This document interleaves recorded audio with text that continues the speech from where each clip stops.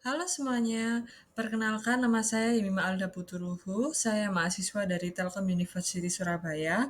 Saya berada di semester 4 dan mengambil jurusan Rekayasa Perangkat Lunak dengan NIM 120 122 0024. Di sini saya akan mempresentasikan mengenai implementasi etika dalam perancangan perangkat lunak.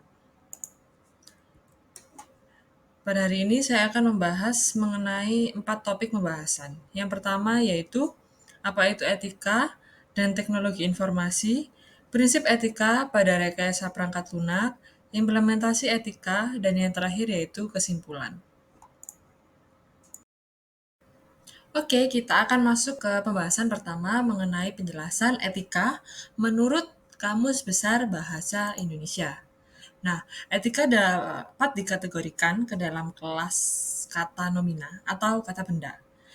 Arti etika sendiri adalah ilmu tentang apa yang baik dan apa yang buruk, dan tentang hak dan kewajiban kita sebagai manusia dalam menjalankan kehidupan moral dan akhlak kita. Yang selanjutnya adalah teknologi informasi. Nah, teknologi informasi ini itu apa sih, kan kita sering kan mendengar mengenai teknologi informasi dan mungkin kita masih belum mengerti apa itu deskripsi mengenai hal tersebut. Teknologi informasi merupakan suatu teknologi yang digunakan untuk mengelola data, memproses, mendapatkan, menyusun, menyimpan, memanipulasi data dalam berbagai cara untuk menghasilkan informasi yang berkualitas.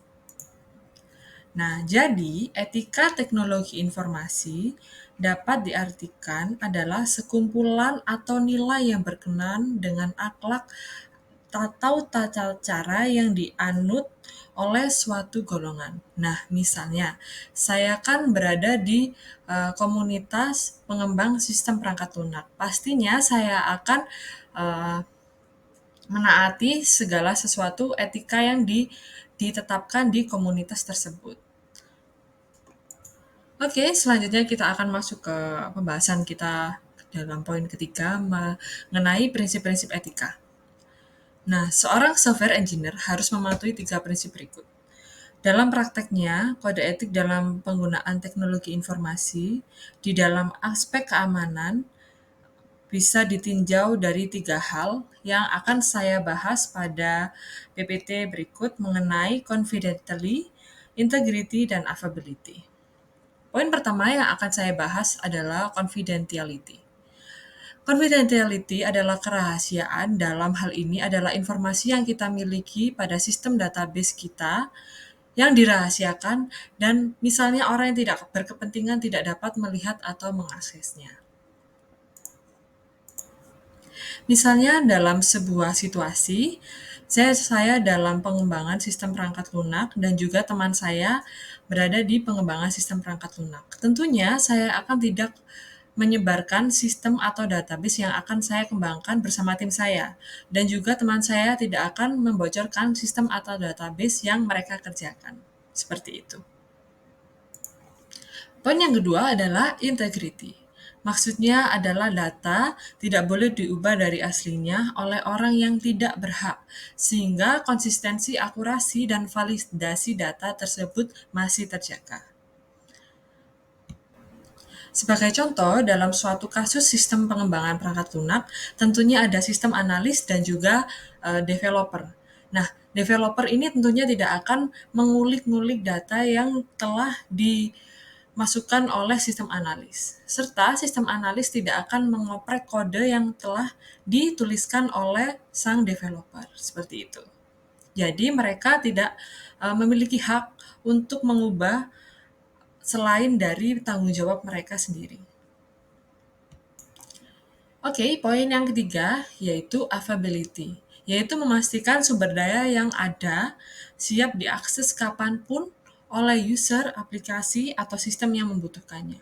Nah, di sini dalam pengembangan sistem perangkat lunak tentunya masih rawan kalau misalnya data sedang korup atau sebagainya. Nah, kita sebagai orang yang mengembangkan sistem pengembangan perangkat lunak tentunya harus memiliki sebuah backup sistem agar meminimalisir terjadinya uh, korupsi data dan tetap memastikan sumber daya tetap siap dan diakses oleh kapanpun oleh siapapun dengan orang yang membutuhkannya. Oke, sudah selesai pembahasan saya mengenai prinsip etika. Selanjutnya, saya akan masuk ke dalam implementasi kita sebagai seorang pengembang perangkat lunak. Oke, sekarang kita akan masuk ke dalam pembahasan implementasi. Implementasi apa saja sih yang bisa diterapkan oleh seorang pengembang perangkat lunak? Yang pertama ialah penjaminan kualitas. Dengan memberikan kualitas dari proyek atau produk dengan baik. Contohnya adalah dengan software engineering memenuhi permintaan pelanggan, mengetahui berapa banyak cacat yang dimiliki sebuah produk atau proyek, dan mengetahui beberapa biaya yang dibutuhkan untuk melakukan sebuah produksi. Nah, perlu kita garis bawahi juga dalam pengukuran kualitas perlu ditentukan sebelumnya untuk memastikan target yang benar yang sedang dikejar atau dipenuhi oleh seorang klien. Jadi, misalnya kita seorang developer atau sistem analis yang diberikan proyek oleh klien, kita harus mengetahui ukuran kualitas yang diinginkan oleh seorang klien. Apakah kualitas dengan bayaran yang kita terima itu sepadan, seperti itu. Yang kedua ialah pengenalan produk sejak dini. Banyak nih sebuah proyek-proyek yang telah dikembangkan itu gagal karena pelanggan mendapatkan sebuah pandangan pertama pada perangkat secara terlambat. Jadi pelanggan ini tidak mengetahui apa saja istilah-istilah atau tidak mengetahui fitur-fitur yang kita kembangkan, dan mereka biasanya diberikan produk secara jadi. Jadi lebih baik kita melibatkan pelanggan sedini mungkin untuk menjaring seluruh kebutuhan yang tepat. Karena keterlibatan sejak dini pelanggan dapat membantu dalam menentukan kebutuhan pelanggan. Dan pelanggan juga mungkin berpikir mereka menginginkan sebuah fitur tertentu, sehingga mereka dapat terbantu dalam mengambil keputusan dalam merumuskan kebutuhan yang sebenarnya.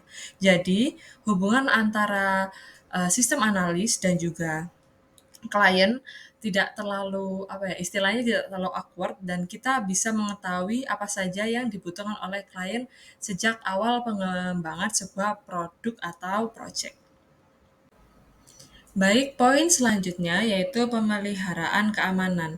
Nah, dalam sebuah proyek yang telah dikembangkan oleh tim pengembang perangkat lunak, ada masanya di mana kita akan melakukan sebuah maintenance pada setiap proyek atau produk yang dikembangkan. Nah, dalam pemberian keamanan, karyawan secara proaktif mencari dan melaporkan kerentanan keamanan yang mereka temui dalam perangkat lunak yang dikembangkan, serta berkolaborasi dengan tim keamanan untuk memperbaiki serta memelihara sistem yang telah dikembangkan. Oke, kita sudah sampai di pembahasan terakhir mengenai pendekatan kolaboratif yang dapat kita implementasikan dalam sebuah tim pengembangan sistem perangkat lunak. Pendekatan secara kolaboratif sendiri, yaitu karyawan bekerja sama dengan rekan tim dan pemangku kepentingan lainnya dalam proses pengembangan, serta menghargai perspektif dan mencari solusi yang menguntungkan semua pihak. Oke, kita telah sampai di topik pembahasan yang terakhir, yaitu mengenai kesimpulan. Nah, kesimpulannya adalah seorang software engineer harus bertindak dengan profesionalisme, memprioritaskan kepentingan publik, pelanggan, atasan, dan juga rekan kerja. Serta mereka harus memiliki integritas, memastikan kualitas produk yang tinggi, dan mempromosikan etika dalam praktik profesi mereka. Dan jangan lupa, dalam pembahasan yang terakhir tadi, kita juga harus memperlakukan sebuah sistem kolaborasi dan komunikasi yang terbuka, serta keterlibatan pelanggan dan juga kesadaran etis kita sebagai seorang software engineer dalam pengembangan sistem perangkat lunak. Nah, dalam kesimpulan ini ada beberapa banyak sifat atau hal yang harus kita turuti atau kita jalani dalam pengembangan. Nah, memang hal-hal ini itu adalah kunci dalam pengembangan sistem perangkat lunak yang berhasil. Terima kasih rekan-rekan telah menyaksikan presentasi yang saya sampaikan mengenai implementasi perangkat lunak. Nah, di sini saya menggunakan beberapa referensi dari makalah dan juga website. Makalah yang saya gunakan yaitu dari program studi Administrasi Keimigrasian Politeknik Imigrasi tahun 2022 dari Teknologi Informasi dan Komunikasi dan juga website dari Medium yang membahas mengenai prinsip etika di pengembangan software. Baik, terima kasih telah menyaksikan presentasi yang telah saya sampaikan tadi. Semoga teman-teman yang melihatnya bisa mendapatkan ilmu yang telah saya sampaikan dengan baik. Sekian dari saya, Yimima Alda Puturuhu. Terima kasih dan sampai jumpa.